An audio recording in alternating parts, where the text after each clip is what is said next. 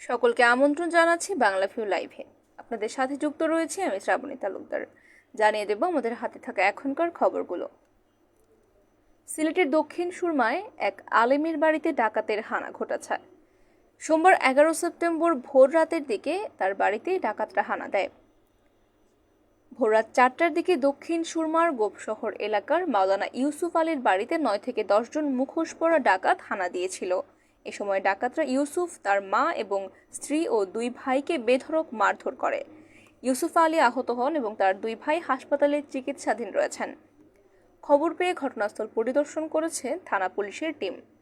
সোমবারে তারা ঘটনাস্থল পরিদর্শন করেছেন। এই বিষয়টি নিশ্চিত করে দক্ষিণ সুরমা থানার ভারপ্রাপ্ত কর্মকর্তা মোহাম্মদ শামসুদ্দোহা জানিয়েছেন, ঘরের সামনের দরজা ভেঙে ডাকাত দল ওই ব্যক্তির ঘরে প্রবেশ করে এবং তাদের মারধর করেছে। মোবাইল ফোন সহ কিছু মালামাল লুট করেও নিয়ে গেছে বলে জানিয়েছেন তিনি।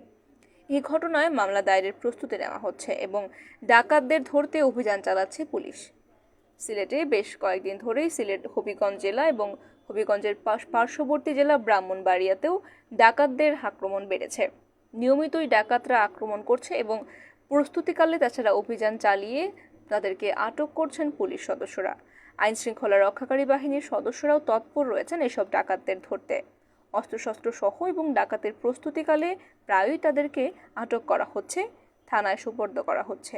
এরপরেও ডাকাতির প্রবণতা কমছে না।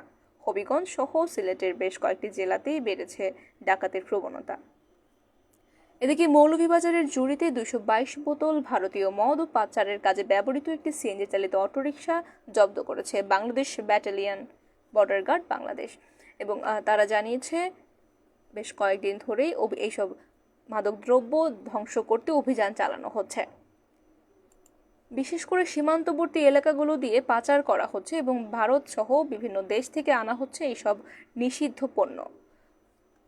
শনিবার 10 সেপ্টেম্বর সন্ধ্যা 6 ঘটিকায় গোয়ালাবার ইউনিয়নের মাগুরা বাজারের নিকটবর্তী চরটিলা এলাকা থেকে বিজিবি 52 ব্যাটালিয়নের আওতাধীন শিলোয়া বিওপির সদস্যরা এগুলো জব্দ করেছেন।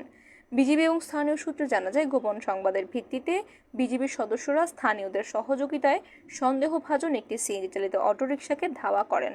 অবস্থা বেগতিক দেখে এক পর্যায়ে মদ পাচারকারী ও চালক গাড়িটি রেখে পালিয়ে যায়। পরে বিজিবি সদস্যরা গাড়িতে তল্লাশি করে 222 বোতল মদ পান এবং মদের বোতল সহ গাড়িটিকে তারা বিওপিতে নিয়ে যান। জব্দকৃত মদের বাজার মূল্য আনুমানিক 3,33,000 টাকা বলে জানা গিয়েছে। স্থানীয়রা জানিয়েছেন, সীমান্তবর্তী ফুলতলা ইউনিয়নের সীমান্ত এলাকা দিয়ে ভারতীয় অবৈধ মদের চালান নিয়ে আসছিল কয়েকজন মাদক ব্যবসায়ী, কিন্তু বিজিবি সদস্যরা বিষয়টি জানতে পেরে বিকাল থেকে অভিযান চালাচ্ছিল। পরে স্থানীয়দের সহযোগিতায় তারা ওই সিএনজি চালিত অটোরিকশাটি চিহ্নিত করেন এবং ধাওয়া করায় মদের বিক্রেতা সহ গাড়ির চালক পালিয়ে যায়। এরপর 222 বোতল ভারতীয় মদ সহ সিএনজি চালিত অটোরিকশাটিকে জব্দ করেছেন তারা। এই ছিল আমাদের হাতে থাকা এখনকার মতো খবর। সাথে থাকার জন্য সকলকে ধন্যবাদ।